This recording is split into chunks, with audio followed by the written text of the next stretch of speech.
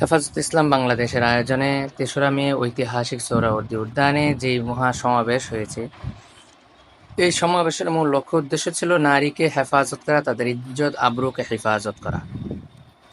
কারণ নারী কমিশনের নামে কতগুলি বেশ্যা, নষ্টা, বস্টা নারী যারা তারা প্রত্যেকটা নারীদেরকে বেশ্যা বানাইতে চায়, তারা ওই বেশ্যাদেরকে কর্মী হিসাবে দেখতে চায়। আজকে তো আমাদের দেশে বিশাল একটা জনগোষ্ঠী বেশ্যা নয়, পতিতা নয়, তাহলে কেন তাদের অধিকার লাগবে? আজকে তো আমাদের দেশের বিশাল একটা জনগোষ্ঠী, নারী গোষ্ঠী যারা গার্মেন্টসে শ্রমিক, কিন্তু তাদের অধিকার নিয়ে তো এখানে তেমন কিছু বলে নাই। দেখেন, আল্লাহ তাআলা কোরআনের ভিতরে নারীদেরকে সম্মান দিয়েছে, নারীদেরকে এটা বলে দিয়েছে যে নারীরা হলো সম্মানের পাত্র। নারী যতক্ষণ পর্যন্ত মেয়ে, ততক্ষণ পর্যন্ত রহমত, ততক্ষণ পর্যন্ত সে সৌভাগ্যের প্রতীক। আল্লাহর নবীর একটি হাদিস আছে, যেই মহিলার প্রথম সন্তান মেয়ে হলো, সেই মহিলাকে পরিপূর্ণ বরকত এবং রহমতওয়ালা মনে করা হয়। মা হিসাবে রহমত, বিবি হিসাবে মেয়ে রহমত। তো এই নারীকে তো ইসলাম কখনো অবমাননা করে নাই, কখনো মূল্য কমিয়ে দেয় নাই। বরং পশ্চিমা বিশ্ব তারা চায় আমাদের যে নারী সমাজ আছে, তারা যেই সুন্দরভাবে স্বাধীনভাবে তারা জমিনে চলাফেরা করে, তাদের ইজ্জত নিয়ে চলাফেরা করে, যাতে তারা এই ইজ্জত নিয়ে চলাফেরা করতে না পারে। কারণ পশ্চিমা বিশ্বে যাদের ভাষাই হচ্ছে ইংরেজি, মাতৃভাষা ইংরেজি, ওই ইংরেজি ভাষায় তাদের একটা প্রবাদ বাক্য আছে যে টাকা গেলে এটার, টাকা নষ্ট হলে অল্প ক্ষতি হলো, শরীর নষ্ট হলে অল্প ক্ষতি হলো, কিন্তু যার চরিত্র নষ্ট হলো তার সবই গেল। তা এই চরিত্রটা তাদের কাছে অনেক মূল্য, সারা বিশ্বের প্রতিটা মানুষের কাছে অনেক দামি মূল্য। আর মুসলমানের কাছে এটা হচ্ছে একটি ইবাদত, নিজের চরিত্রকে হেফাজত করা। কিন্তু আজকে তারা, মানুষ এই মুসলমানদের নারীদের ইজ্জতকে নষ্ট করার জন্য তারা এরকমভাবে পতিতার অধিকার নিয়ে তারা আইন প্রণয়ন করতে চায়, বাস্তবায়ন করতে চায়। কেন? আমাদের দেশে কত মা না খেয়ে আছে, কত মায়ের সন্তান তাদেরকে দেখাশোনা করে না, এই ব্যাপারে তো কোনো আইন পাশ করা হয় নাই। আজকে তো সংসদে আইন, এই বিষয়ে কোনো সংবিধানে কোনো আইন প্রণয়ন করা হয় নাই যে কোনো সন্তান যদি তার মা বাবার অবাধ্য হয় তাহলে তাকে দণ্ডনীয় অপরাধ দেওয়া হবে, শাস্তি দেওয়া হবে।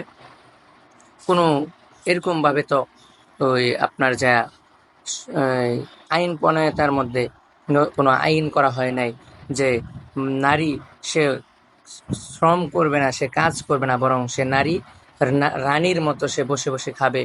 আর পুরুষ তার অভিভাবক যারা আছে, বাবা বলেন, ভাই বলেন, এরকমভাবে তার স্বামী বলেন, তারা কামাই করে তাকে খাওয়াবে, সে রাজরানীর মতো বসে থাকবে।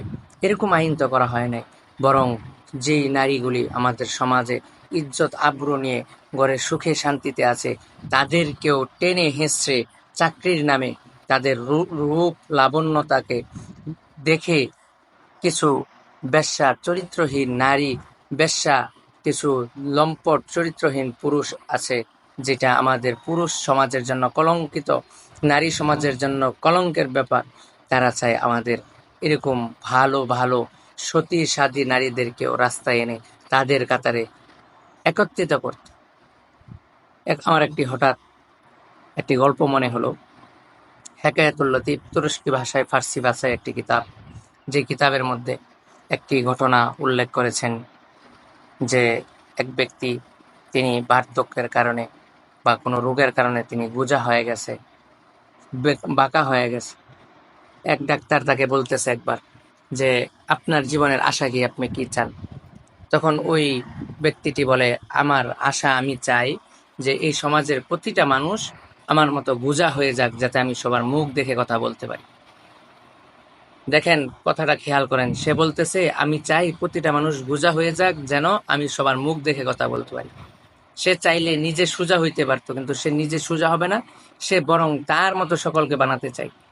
ঠিক তেমনি ভাবে আমাদের সমাজে কিছু দুশ্চরিত্রা, বেশ্যা, পতিতা আছে, যারা চায় যে আমরা তো আমাদের চরিত্র ধ্বংস করে ফেলেছি, আমরা বেশ্যা হয়ে গেছি, সমাজে আমাদের ইজ্জত নাই, এখন আমরা আর আমাদের ভবিষ্যৎ প্রজন্মকে বেশ্যা যাতে না হয়, যাতে আপনার ওই বেশ্যা চরিত্রহীন যেন না হয়, তারা যেন এরকম পতিতা না হয়, কিভাবে আইন করে আমাদের ভবিষ্যৎ প্রজন্মকে হেফাজত করা যায়, রক্ষা করা যায়। এই আইন না করে তারা কেমন ঘাড় তেরা, কেমন আপনার জাহেল মূর্খ, কতটা খারাপ মন মানসিকতা হলে যে তারা ওই গোজা ব্যক্তির মতো যে চাই দেশের প্রতিটা মানুষ তাদের মতো বেশ্যা, প্রতিটা নারী তাদের মতো পতিতা হয়ে যায়, যেন কেউ তাদের দিকে আঙ্গুল তুলে বলতে না পারে তুমি পতিতা, তুমি বেশ্যা, তোমার চরিত্রহীন, তুমি চরিত্রহীনা, তুমি এই সমাজের কলঙ্ক, সমাজ নষ্টের একজন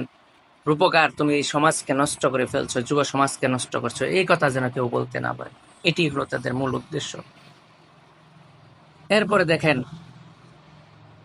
আমরা ইতিপূর্বেই সোশ্যাল মিডিয়াতে অনেকেই দেখেছি এনসিপি পার্টির বিভিন্ন নেত্রীরা মদ্যপান করছে, উলঙ্গ হয়ে নাচছে, এরকম ভিডিও একের পর এক ভাইরাল হচ্ছে, একের পর এক প্রকাশিত হচ্ছে।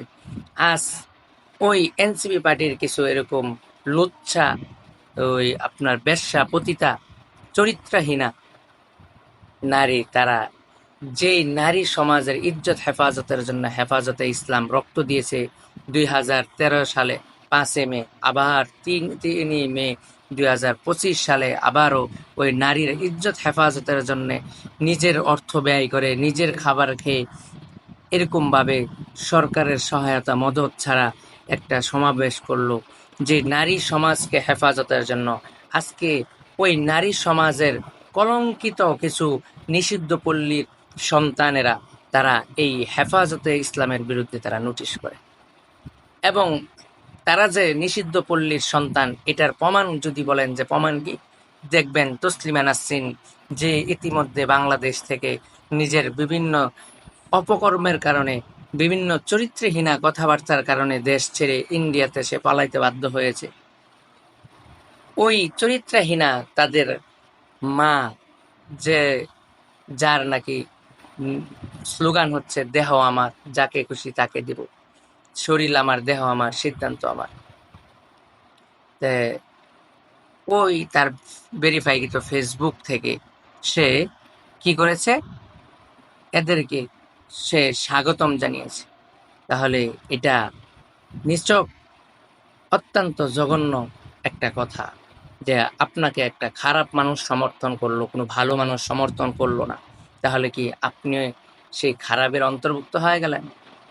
নিশ্চিত আপনিও ওই খারাপ হয়ে গেলেন, যার কারণে আপনার সমর্থন কোনো ভালো ঘরের সন্তান, কোনো সম্ভ্রান্ত ফ্যামিলির সন্তান করে নাই, বরং আপনার জন্য নিষিদ্ধ পল্লীর কিছু সন্তানেরা কান্নাকাটি করে সমর্থন জানায়।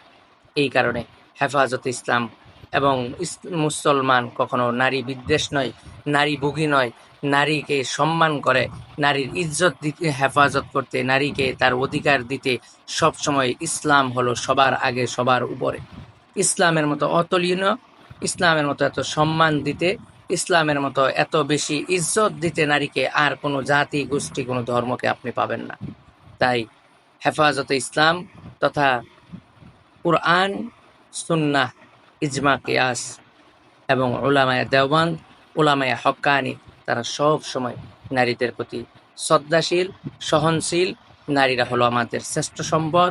আমরা এটা বিশ্বাস করি, একজন নারী যদি সুন্দর হয়, একজন নারী যদি ভালো হয়, তাহলে তার দ্বারা গোটা দেশ পরিবর্তন করা সম্ভব, তার দ্বারা গোটা পৃথিবী পরিবর্তন আনা সম্ভব। একজন আদর্শ মা, সে পারে একটা জাতিকে আদর্শ বানাতে, একটি আদর্শ মা, সে পারে একটা দেশকে সুন্দর বানাতে, আদর্শময় বানাতে। তাই যারা এই নারীবাদীর নামে, যারা নারীর অধিকারের নামে নারীকে বেশ্যা বানাতে চায়, পতিতা বানাতে চায়, আমার এই ভিডিওর মাধ্যমে তাদের প্রতি রইল ঘৃণা এবং তাদের প্রতি রইল হাজার হাজার লাঞ্ছনা আর বঞ্চনা। আল্লাহ তাআলা তাদেরকে আল্লাহর আযাব দিয়ে ধ্বংস করে দাও, আমিন।